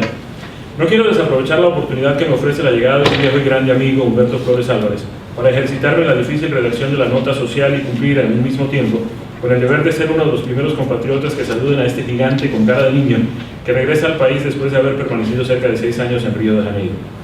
Humberto Flores Álvarez es uno de los hombres más grandes que he conocido. En las huelgas estudiantiles de Bogotá, en las cuales él se iba siempre a la cabeza de portaestandarte, dándole gusto al salpullido revolucionario que por aquel tiempo le intranquilizaba el sueño de los 20 años, la suya era la cabeza que sobresalía sobre la multitud. Parecía como si los estudiantes de la Universidad Nacional lo hubieran llevado en hombros o en andas, como un santo vestido de civil en una procesión vociferante y rebelde. No hay umbral, por ancho y despejado que sea, que no se nuble al paso de esas espaldas cuadradas que ahora, después de una larga y fértil aventura internacional, regresan a Colombia soportando el peso de esa grave responsabilidad que es ser arquitecto en estos tiempos del funcionalismo. A quienes necesariamente tendrán que relacionarse con Humberto Flores Álvarez en Barranquilla, en donde piensa abrir su gabinete de albañilería científica, deseo hacerles algunas advertencias en relación con la personalidad del nuevo profesional. A Humberto Flores Álvarez le queda grande el cuerpo. Esa es la primera advertencia. Es como si hubiera llegado a comprarlo a un almacén y su alma de eterno niño sonriente se hubiera decidido por el más grande, nada más. Porque su presencia de luchador de peso completo, sus feroces espaldas de destripador, no tienen ningún respaldo en su comportamiento social. Humberto Flores Álvarez, cuando llega a una mesa de amigos, sienta todo el peso, todo el volumen del cuerpo en una silla, y lo que hay en él de grande amigo y de buen muchacho se queda de pie junto a la silla, junto a aquel promontorio de carne y hueso que a nadie estorba tanto como a él mismo. Entonces empieza a ser otra vez el niño grande que ha sido siempre, capaz de ruborizarse ante un par de medias puestas a secar en un balcón. Eso en cuanto a su persona. En cuanto a su conducta profesional, tengo la impresión de que no hay tuerca ni tornillo en el cuerpo de Humberto Flores Álvarez que no se ponga al servicio de su trabajo. Como ese otro grande amigo y excelente arquitecto, Ricardo González Ripoll, pertenece a la generación de los que se decidieron por la arquitectura cuando descubrieron que es la profesión que más se parece a la poesía. Otros, que habíamos deseado y seguimos deseando correr la misma suerte, nos quedamos en los versos. Ellos se fueron adelante y ahora uno a uno están cayendo en Barranquilla, la ciudad que sin duda sabrá sacar provecho de sus buenos servicios. Personalmente me alegra la llegada de Humberto Flores Álvarez, hasta por el simple interés documental de escucharle de sus aventuras en Río de Janeiro, a donde viajó, como quien dice, a probar fortuna y terminó enrolado en todas las delegaciones estudiantiles que valen y pesan en la capital brasilera. Ante un regreso como el de Humberto Flores Álvarez, no podemos hacer otra cosa que alegrarnos sinceramente y preparar los huesos para recibir ese desproporcionado y casi geológico abrazo con que él saluda a quienes tenemos la fortuna de contarnos entre sus amigos. ¿Se imaginan ustedes?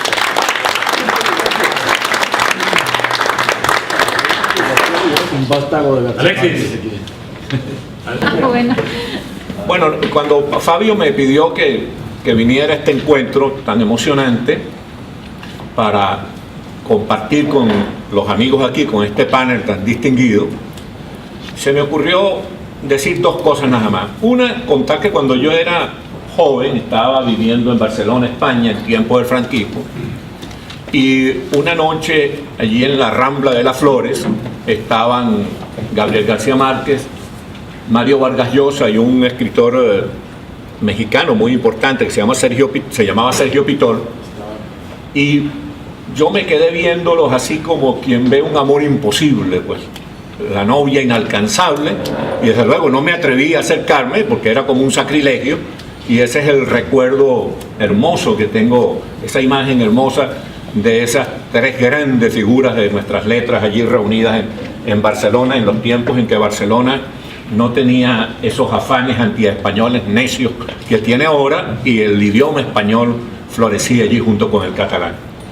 Y la otra cosa que quería decir es que en un libro que escribí sobre libros, se llama Los 101 libros que todos podemos leer en esta vida, le dediqué un capítulo a 100 años de soledad, porque después de conocer Historia de un deicidio de Vargas Llosa, descubrí como todo el mundo que esta fue la novela más importante que se escribió en lengua española en el siglo XX, y es posible que en cualquier lengua.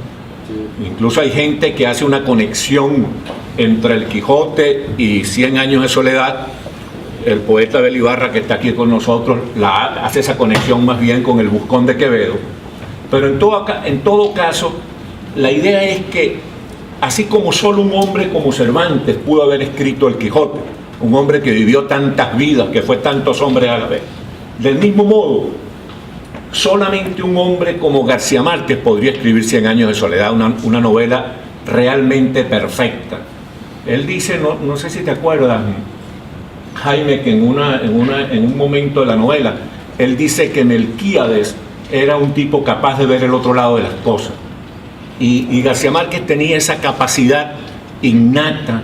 Él podía ver el otro lado de las cosas sin que nadie se lo haya explicado. Él podía ver por dónde le entra el agua al coco.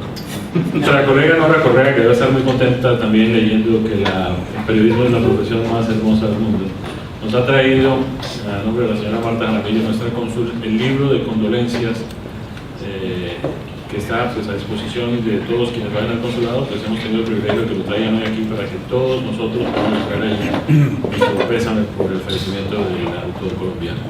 A ver. Hay tantos García Márquez como lectores y como críticos. Muchas gracias. Porque hay gente que hace conexión entre el Quijote y 100 años de soledad, que sin lugar a dudas es el libro más importante, no solo de García Márquez, sino de la literatura del siglo XX y posiblemente de la historia de la literatura universal. Pero cuando fue definido el realismo mágico y descrito cuáles eran sus atributos, se hablaba, entre otras cosas, de que el realismo mágico no era otra cosa que la hipertrofia de la realidad, que era una manera de referirse a lo desbordado que significaba nuestro continente, no solamente por sus selvas y sus ríos, sino por lo desbordado que significaba la vida de sus habitantes. Entonces eso me recordaba mucho la vida del Buscón, porque la picaresca fue donde primero surgió en la literatura española la exageración y la hipertrofia de esa realidad. Por ejemplo, cuando el Buscón dice: yo, señor, soy don Pablos.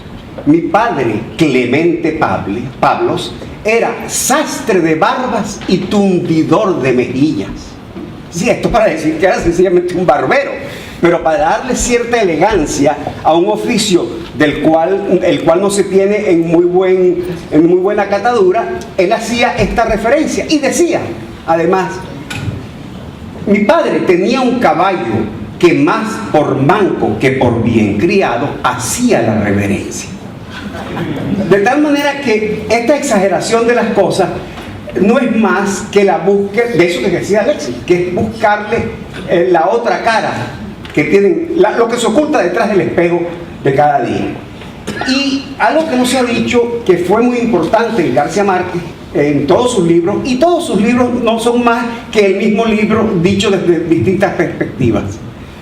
Pero eso, lo que usted mencionaba respecto de lo poético, de decir muchos años después, frente al pelotón de fusilamiento, el coronel Aureliano Buendía habría de acordarse de aquella tarde remota en la que su padre lo llevó a conocer el hielo. El ritmo que tiene, por cierto, como usted también lo mencionaba, tiene que ver con el vallenato, como dijo García Márquez, que 100 años de soledad era un vallenato cantado en 350 páginas, pero hay un componente muy importante, que es que cuando él llegó a México, estaba ya Álvaro Mutis, y todos conocemos la historia rocambolesca de Álvaro Mutis. Le dijo: usted ha escrito muchos libros, pero para que se monte en la literatura actual y en el universo real de la literatura, aquí le voy a dar el libro de Juan Rulfo, que se llama El Llano en Llamas y Pedro Páramo, y las obras de William Faulkner. De tal manera que sí es cierto que la literatura, y él lo ha dicho, además, por ejemplo, en su libro El amor en los tiempos del cólera, uno de los el epígrafe más importante lo copia él de una canción de Leandro Díaz. En 100 años de soledad habla de Francisco el hombre que andaba por las Guajiras con su bandoneón, tal y qué sé yo. Pero es que si él no hubiera leído a William Faulkner, no se hubiera criado en el vallenato, no hubiera descubierto una canción de Escalona que dice: yo voy a hacerte una casa en el aire, ahí solamente para que vivas tú. Después le pongo un letrero bien grande de nubes blancas que diga la luz, y el que no vuela no sube. Muy bien, pero el asunto es que a partir de ese vallenato fue que él inventó que Remedios la Bella podía ascender a los cielos para escribir uno de los libros más extraordinarios de la literatura universal. Gracias.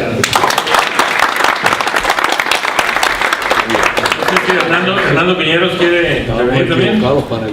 ¿Quién quiere intervenir, por favor? Solo levantar la mano. No hay que cantar. Muy cortito, simplemente para documentar un feliz momento de la vida mía. En 1987 se produjo en Moscú el 15º Festival de Cine que dirigió Fellini. Pues Federico Fellini fue directamente quien dirigió ese festival, estuvo allí con su esposa, con Julieta Massina, etc. Y estuvo como invitado especial, sin embargo sin ser parte del jurado, nuestro Nobel García Márquez. García Márquez en ese momento se había dado la tarea de financiar la fundación del nuevo cine latinoamericano, y por ello él cobraba por cada una de sus entrevistas exclusivas $3.500 para poder financiar ese proyecto. Yo desde el primer día de su llegada a Moscú estuve detrás de él y me dijo: mira, desafortunadamente no puedo porque estoy haciendo un trabajo y estoy... pero Gabo, tú sabes de quién soy yo el corresponsal, del espectador, de RCN, nunca van a pagar un centavo por esa cuestión. El caso fue que me tocó toda la semana estar detrás de él, y al final él accedió y me dio una entrevista bastante extensa que publicó luego el magazine dominical del Espectador. Eso fue el 30 de agosto de 1987. Y allí lo que yo quise fue mostrar más que todo, no al escritor, sino al ser humano y cómo él veía.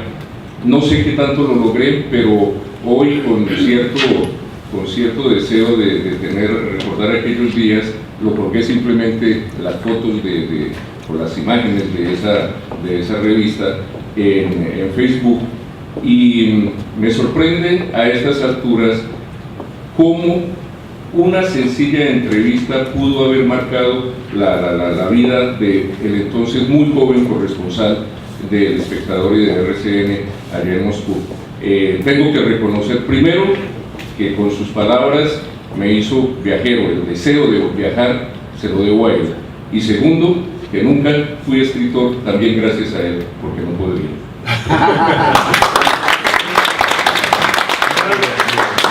Fernando, Nora Correa por aquí. Nora no tiene la voz tan potente como la que tiene Alexis. Pero la tiene más bonita, seguro. No sé si la voz, pero la cara sí. Gracias, pues yo creo que muchos tenemos pequeñas anécdotas con el Nobel García Márquez. Y a propósito de lo que estaba contando Hernando, yo quiero contar una pequeña historia también, muy humilde de lo que me pasó con él una vez. Yo tenía 18, 19 años, apenas recién entré a la universidad, estaba como en tercer semestre, y entré a hacer prácticas en un noticiero. Y pues sin saber nada apenas de periodismo, mucho menos de televisión, pero pues esa era la historia de un practicante. Y hubo un evento en Cartagena, que no recuerdo en este momento cuál era, y el director del noticiero me dijo, vaya y haga un registro del evento, ni siquiera un cubrimiento, haga un registro del evento. Bueno, yo pues imagínense, irme para Cartagena apenas empezando empezando en el noticiero y sin saber pues, ni siquiera nada todavía de periodismo, me fui feliz. Y en el avión, oh sorpresa mía, era la única periodista que iba en el avión con cámara. Yo, sorpresa mía, en la cabina del avión estaba García Márquez. Yo dije, Dios mío, ¿yo qué hago? ¿Yo qué hago? ¿Qué le pregunto? ¿Qué le digo? Tengo que hacer algo. Pero yo tenía la mente en blanco, nada que hacer, pero fui, me presenté, le dije, maestro, ¿cómo está? Me presenté, yo que era apenas una estudiante que tenía la mente en blanco, pero que yo quería hacer algo. Me dijo, siéntese, apunte. Y me dictó 5 preguntas, que las contestó. Y yo quedé como una reina. Tuviste suerte. Sí. No era muy común eso en el... No, pues imagínate. Yo me lo crucé una vez, bueno, me lo crucé 2 veces. Una vez en el Hotel Hilton de Cartagena, en la cafetería, estábamos Juan Gosaín, Francisco Tulanda, Antonio José Caballero, este servidor y él, sentados unos frente a los otros. Obviamente uno viendo a Juan Gosaín hablando con García Márquez, lo único sensato que puede hacer es quedarse callado y escuchar. Qué broma decir. Y otra vez vine como enviado especial a una visita de, si no estoy mal, era el presidente Pastrana, y saliendo de un hotel en Park Avenue en Nueva York, tenía toda la comitiva y venía él en la comitiva. Y yo traté de sensibilizarlo, a ver si me decía algo. Yo estaba ahí con mi grabadora, pues, como responsable de radio, como enviado especial de RCN, y traté de sensibilizarlo a ver si me decía algo, y le dije, se me ocurrió decirle, yo soy hijo de Humberto Flores. Me quedó mirando así y me dijo, no necesitas decírmelo. No,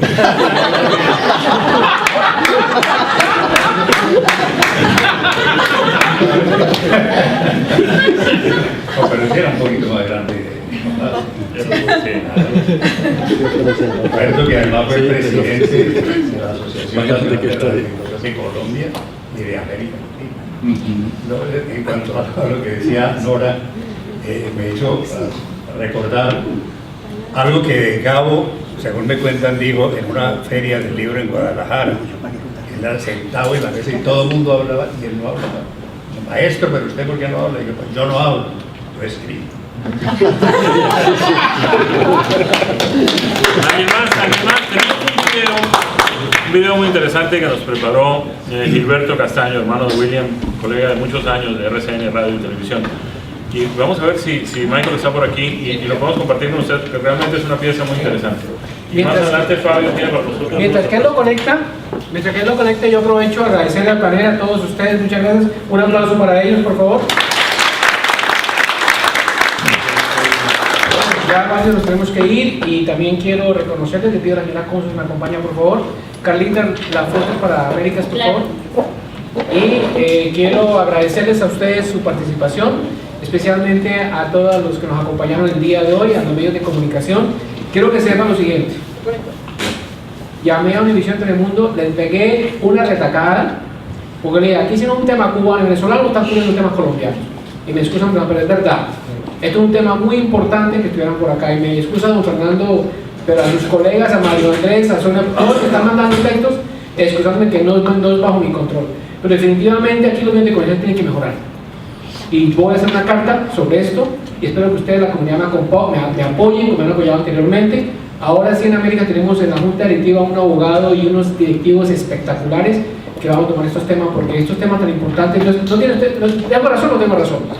Absolutamente. Lo que se hizo hoy acá es un homenaje a un personaje grandísimo en la historia, de nuestra literatura y especialmente, yo siendo colombiano, apoyo las causas de todas las comunidades, pero que no estén aquí los medios sí me molestó muchísimo. Lo que pasa es que, oye, Fabio, lo que pasa es que a estos medios de comunicación social les parece que la cultura embrutece. Exacto.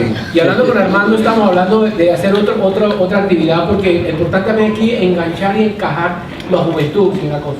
Tenemos que también todos salir de aquí a leer. Así que le pedimos a don Eduardo Durán que nos traiga libros, pero no hay, se acabaron. A ustedes muchas gracias por la donación. Muchas gracias porque es muy importante ayudarles, y recuerden que se va a pasar nuevamente en TV. Se va a repetir durante toda la semana. Toda la semana se va a repetir para que la manden en sus Facebook. Ok, brevemente y rápido. A nombre de American Community Center le agradecemos a todos ustedes los panelistas por esta exposición, y aquí le entregamos primero a nombre de la cónsul, muchas gracias. Carlos Bermúdez, por favor, pasa aquí al frente y ahí va saliendo porque todos tienen que... El señor Armando Caicedo.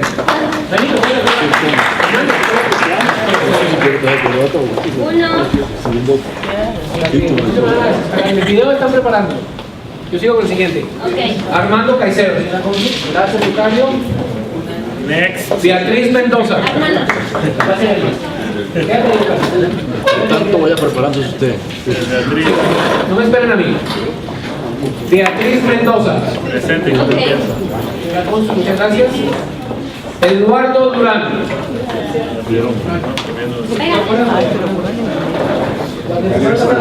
Mira, está preparando su... Listo. Señor Eduardo Durán. Next. William Castaño. ¿Cómo está el video? Ponlo.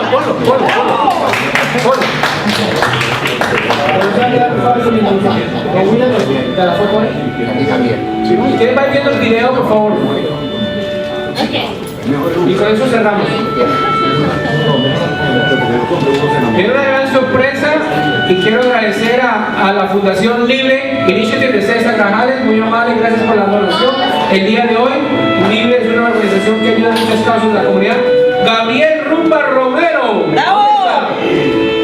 Gabriel. Y don Lisandro Mesa, una gran sorpresa que no sabía, pero se lo vamos a dar a don Gabriel. Pase por acá, señor Lisandro Mesa. Nuestro moderador, mi amigo, miembro de la Junta Directiva, Jaime Flores. ¡Bravo! ¡Aplausos para Jaimito! ¡Bravo! Muchas gracias.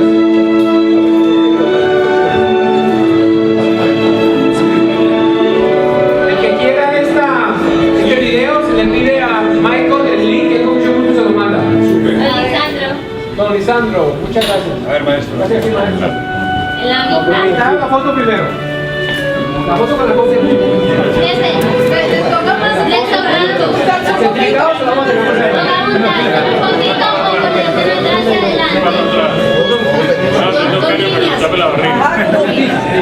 Como en mis universos. El perfil. Una, dos, tres.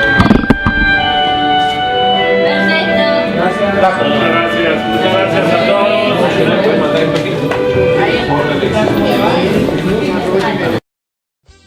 En New Professions Technical Institute ofrecemos programas de 7 y 9 meses en las áreas de asistente médico, codificación y facturación médica, contabilidad, computación, hotelería y turismo, importación y exportación, técnico en farmacia e inglés intensivo. Tenemos ayuda financiera disponible para los que califiquen y te ayudamos a conseguir empleo. Cambia tu vida hoy. La educación es la clave del éxito. Llámanos 305-461-2223. Confort, tecnología y servicio, Aerolíneas Argentinas, vuelos directos New York-Buenos Aires y conexiones a toda la Argentina y países vecinos.